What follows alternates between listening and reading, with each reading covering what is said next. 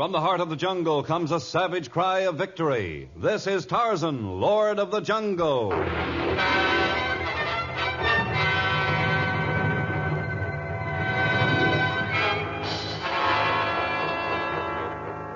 From the black core of dark Africa, land of enchantment, mystery, and violence, comes one of the most colorful figures of all time, transcribed from the immortal pen of Edgar Rice Burroughs.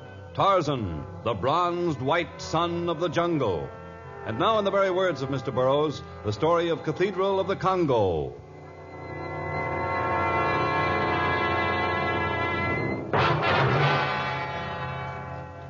Of all the river ports that dot the banks of the mighty Nile, Tarak is the most miserable, the dirtiest, the most crime-ridden.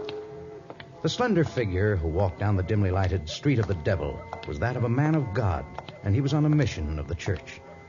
Suddenly, two figures sprang at him from a darkened doorway.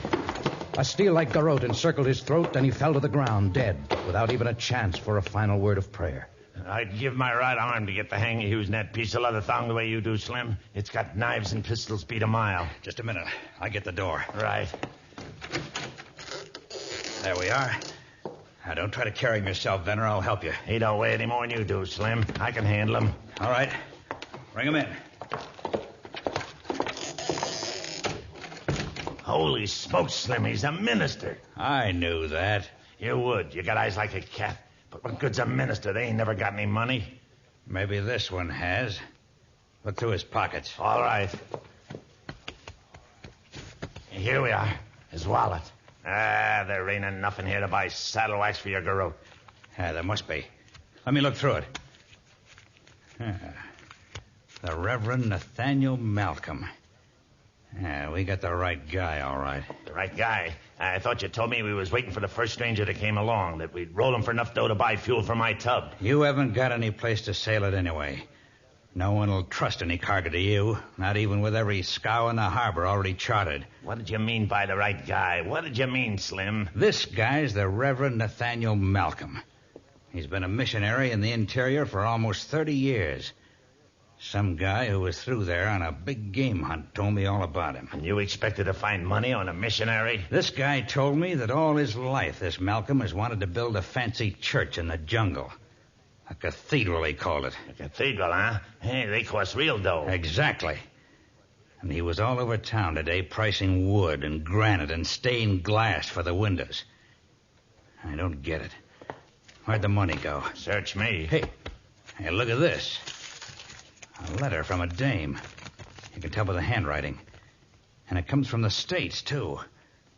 Now, what do you suppose a dame's doing writing to a preacher? If you want to know, read it. Well, all right, I will. Yeah, Malcolm, I was right. What do you mean? I just don't have the moves figured out, that's all. Listen to this. Yeah? I will meet you in Tarak, and I will have the money from the Interchurch Council with me. If the riverboat that comes from Port Said arrives on time, I should be in Tarak on the 10th of August. Tomorrow's the 10th and the River Queen is due in. Shut up till I finish. Okay. I am looking forward to meeting you at last, and I am also anticipating my trip into the Congo to assist you in your great work among the Miranawa people. It's signed Laurel Mason. It'll be a long time until she meets him. You're wrong, Benner. The Reverend Malcolm's going to be waiting at the dock for her. Are you nuts? Nuts? Not on your life. Well,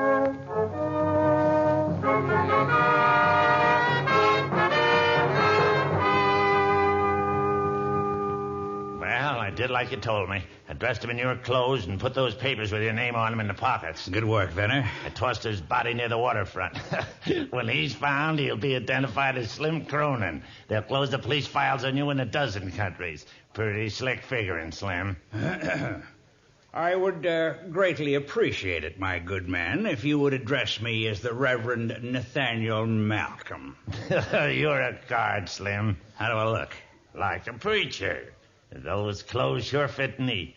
Lucky break him being the same size as you. Somebody saw you dump the body. They've tailed you. Nobody tailed me. Answer it.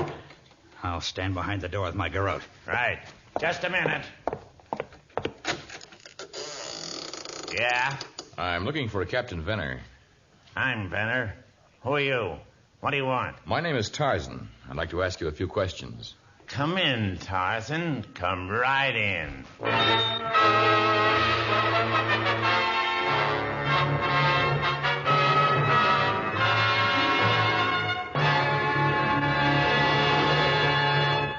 We should like you to remain with us to hear the next exciting developments in our story, Cathedral of the Congo.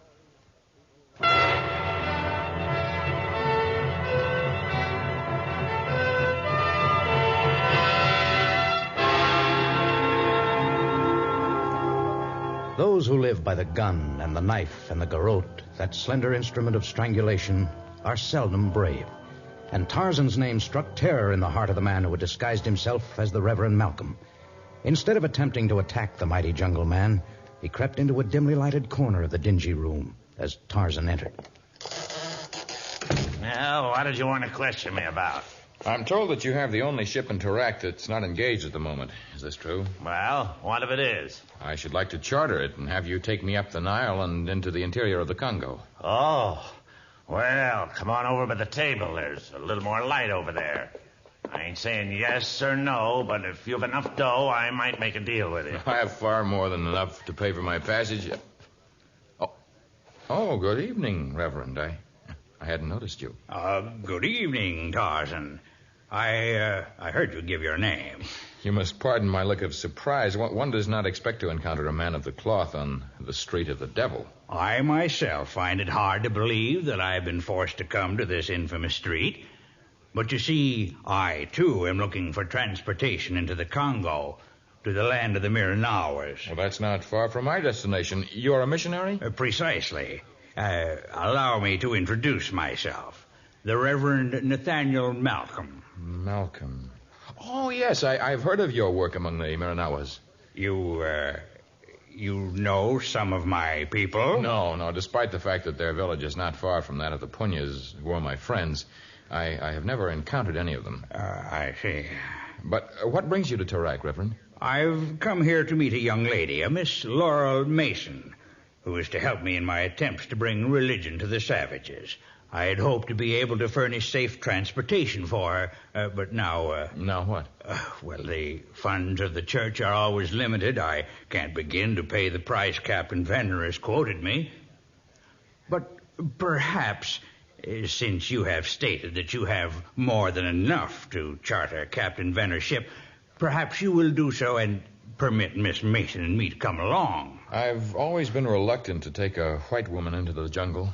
But you will be helping in the work of the Lord. Well, if Captain Venner agrees, I'll not stand in the way of your good work.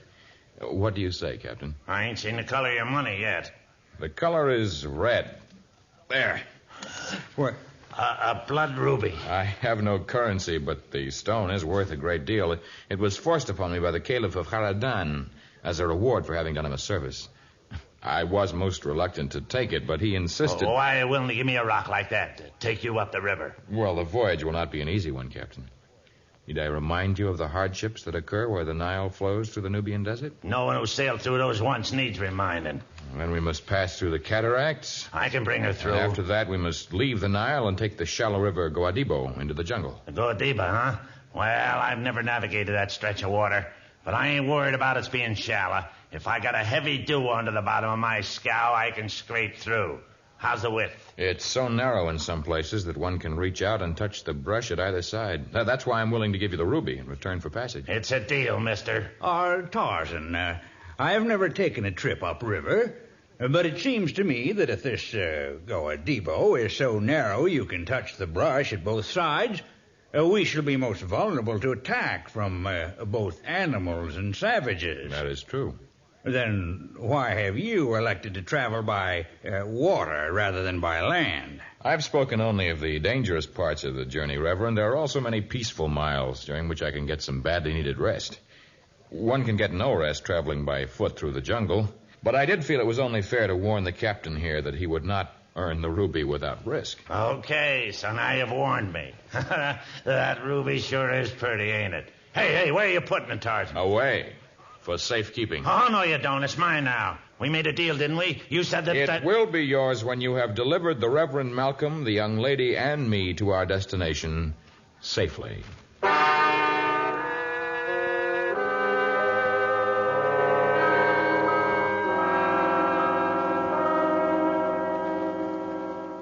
I still don't get it. What in the devil was the idea of sending Tarzan to meet the dame? Your knowledge of psychology is not very good, my friend. Suppose I went to the dock to meet her. Yeah? She might take a notion to check my identity, to make certain that I was the Reverend Malcolm, before turning over the money to me. Yeah. But the reputation of Tarzan is widespread. Even this girl from America must have heard of him. Yeah, that's probably right. Well, everyone in Tarak knows Tarzan. She won't have any cause to doubt him, and he will be the one who will tell her I'm waiting. With Tarzan introducing me as the Reverend Malcolm, she won't ask any questions. You're smart, Slim. What after that? We'll all set sail on your ship together. Tarzan admitted he's tired. Well, with the river breeze fanning his face, he'll sleep like a baby aboard ship. Yeah? And at the first opportunity, I'll use that narrow little thong that has silenced so many so quickly. The garrote. The ruby will be ours without taking that long, dangerous trip. And with Tarzan out of the way, we get the girl, huh? The girl and the fortune. Enough money to build a cathedral. Just stick with the Reverend Malcolm, Captain Venner. You can't go wrong.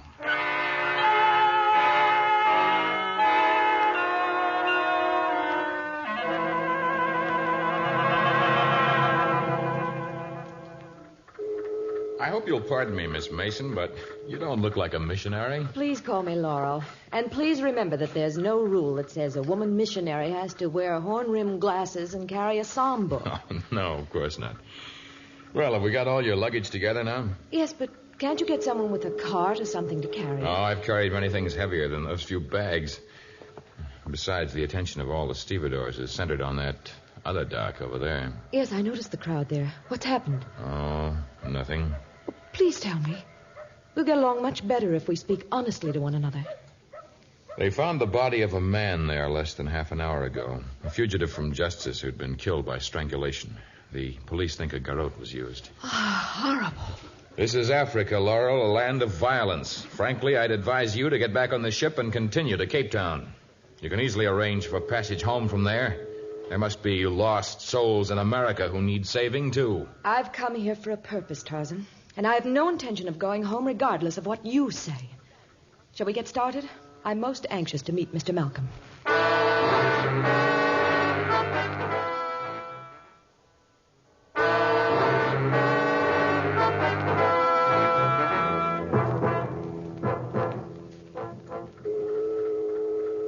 Yes, my dear. Within a few moments, we'll go aboard, and soon we'll be traversing the longest river in the world, on the way to what someday will be known as the Cathedral of the Congo. Mr. Malcolm, they're on the deck. What are those? But those are guns, my dear. Guns? Tarzan insisted that we take them along. Yes, we'll need all the protection we can muster, Miss Mason. I have my knife, but it's important that Captain Venner and the Reverend keep the guns by their side at all times. Well, that's inviting violence, if you ask my opinion. I am not asking your opinion. You ready for the last water keg, Captain Venner? Lower away.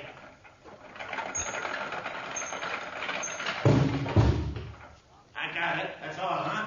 Yeah. May I help you aboard, Miss Mason? I can manage very nicely. I'm quite able to take care of myself. Oh. It's not going to be a dull trip, anyway. You must pardon Laurel's anger, Tarzan. She feels you want to discourage her in her chosen work, and she resents it. The reaction is a normal one. Do not think harshly of her for it. Of course not. Seriously, I'm very happy to have company on the trip. It will relieve the monotony. Rest assured that I will do everything in my power to make our voyage the least tedious one you have ever taken.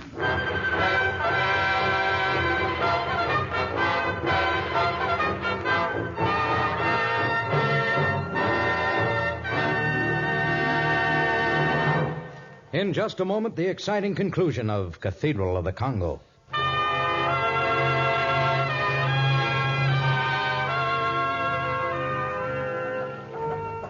As Captain Venner's rustic scow made its way up the colorful Nile, the spurious Reverend Malcolm kept to himself, the victim of a mounting fear. For the girl had elected to hold the money until she reached the Miranawa country. and it seemed that Tarzan always slept with one eye open. Perhaps they were suspicious of him. This was the fourth night of the voyage, and still there had been no opportunity for murder. But now, as Captain Venner guided the craft through the narrow valley where the sands of the Nubian desert reach out to touch the blue waters, all was peaceful. Tarzan dozed near the bulkhead, and if the man who called himself Reverend Malcolm could sneak up behind the bulkhead and use his garrote quickly, the Lord of the Jungle would be no more. The moment had come.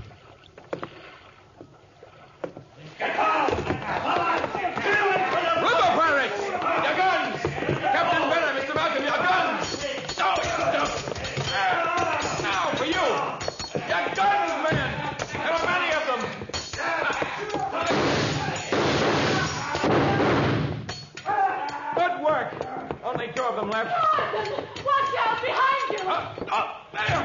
There's one more! Get back in the cabin, Laurel. Now for you. All right, the crocodiles can have that one.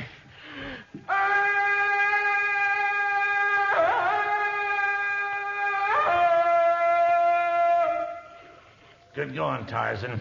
You accorded the disciples of the devil a reception they did not expect. Nor did they expect a man of the cloth to handle a gun the way you did, Reverend. Who were they? What did they want?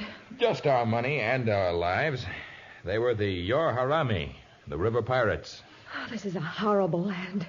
There's violence everywhere. Yes, but there are other things too, Laurel. In the jungle you will see much violence, but also love and brotherhood and understanding beyond the knowledge of so-called civilized man. You will have to learn to accept Africa's bad along with its good. I shall need help.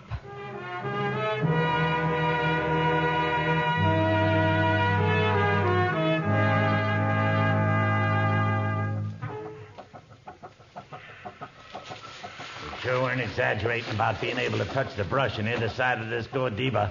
This is worse than those cataracts were. It is most fortunate that your boat requires scant water beneath it, Captain Venner. I can see the bottom of the riverbed without difficulty. Any trouble we encounter is not apt to come from the riverbed. Well, you sure took care of those animals that decided to come aboard this afternoon. Tarzan, through the trees, eyes, hundreds of them. Yes, they've been watching us for hours. I think they wish us to join them in their religious ceremonies. Religious ceremony? They're waiting for us to reach that great rock ahead. The paintings on it mark it as a ceremonial place. I ain't stopping by any ceremonial rock. It would be wise to do as they wish. Boss, what don't you be? Cut the motor off and anchor, Captain Venner. Right. Oh, I've seen such hideous creatures. These tattooed faces and the bones sticking through their noses. Well, they think they're quite attractive. Jumbo, watu weusi? Atu Jumbo. Apa Sasahibi. That's a pretty-looking customer. He's their witch doctor. He wants me to come to him.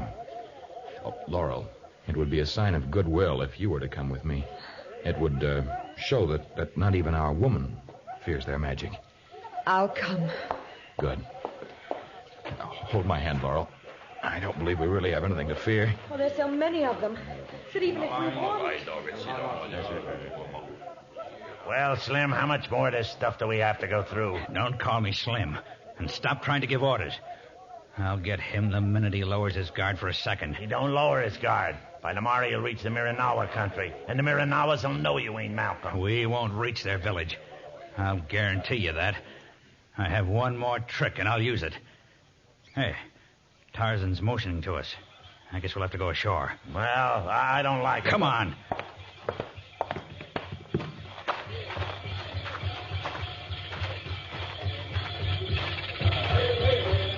Stand over here, Reverend Malcolm, Captain Venner. What are they doing with the chicken? It is a sacrifice to the Nia of the air. It's to protect us from the birds of prey on our voyage.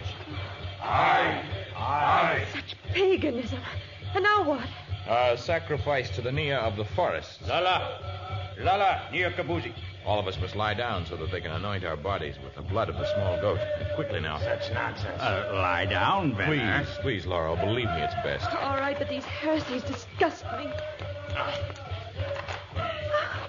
They're smearing me all over with blood.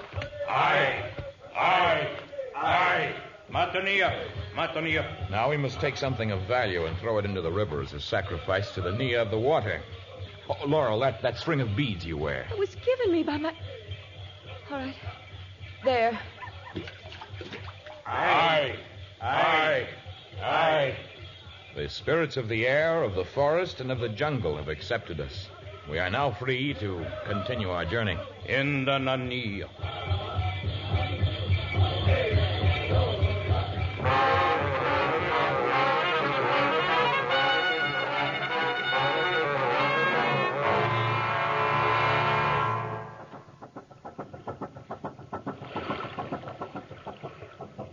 Captain Werner, we're almost to the Marinawa country. Why are you stopping? The preacher here asked me to stop. I hope you will forgive me, Tarzan. But I desire to go ashore a moment to make a silent prayer in the jungle that has long been my home. But couldn't you wait until we reach your people? You respected the religious customs of those pagan savages. I should think you could respect Reverend Malcolm's desire to commune with God before he faces his parishioners. Yes, you're right. But I must go with you. Reverend, the woods are alive with dangerous beasts. I should prefer that you remain and guard Laurel. Perhaps Captain Venner would be good enough to... Sure, I'll come with you. Wait until I get my gun. Okay, now. Come along, Doc. I appreciate your unselfishness, Captain Venner. I feel safer knowing that Tarzan is protected. Dear Mr. Malcolm, I know just what's in his mind. He desires strength with which to face his people. His task has not been an easy one, Tarzan. Nor will yours be. You've told me that it's to be your job to instruct the children. Well, first you're going to have to learn their language. Then you must gain their confidence. And then you must fight to overcome centuries. Here's that! A wild panther!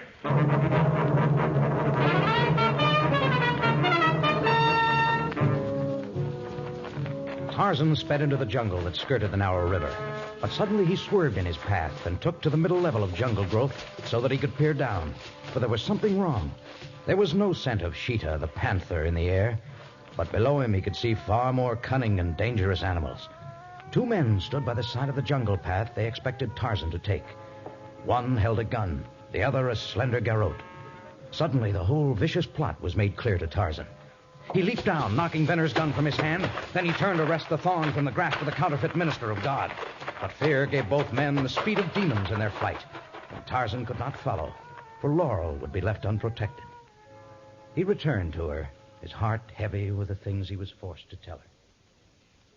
So there's but one conclusion to draw, Laurel. The man found on the dock at Tarak was the Reverend Malcolm.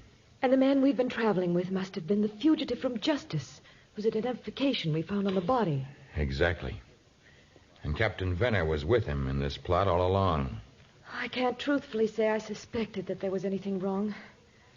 But I know now why I've been beset with doubts about myself. I was looking to the man we thought was Mr. Malcolm for faith, and he has none to share. What's that? Natives. Don't be frightened. Perhaps they're also friendly. I'm not frightened. I'm too angry thinking about those two men escaping after they... Jumbo, Tarzan. Jumbo Laurel Mason. He knows my name. Much news traveled through jungle. We know you come. We know also about men who pretend to be our unfundis. You are of the Marinawa, and you knew that someone was posing as the Reverend Malcolm? News come from Tarak. Travel upriver, by messenger, by jungle drum. No bad men who kill our unfundis. But they find justice in jungle. Captain Venner and that man, what happened to them? Ways of jungle are strange. They met death? Ni Dio. Now we take you rest away in Marinawa village. Go to church in Fern Forest. You make prayer for Umfundis Malcolm. Yes, we will come with you. I hope that I can truly lead you in prayer. You lead, we follow. Laurel, you'll have difficulty buying materials for the edifice Dr. Malcolm planned. You'll have many more difficulties transporting these materials into the jungle. Perhaps the building may never materialize, but with your courage and the faith of these people, a humble shack of mud can become a real cathedral of the Congo.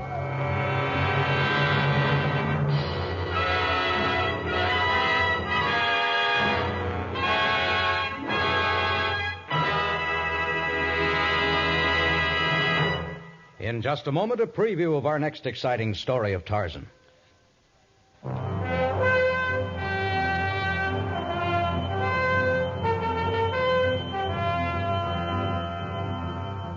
Africa is a strange place, for it combines the mystery of the Orient with the violence of the jungle. And nowhere is this exotic blending of two worlds more evident than in the mystic city of El Hadi, capital of the narcotic industry of a continent, headquarters for a savage band who attempt to control a nation through a crippling opiate. Listen to City of Sleep, our next story of Tarzan.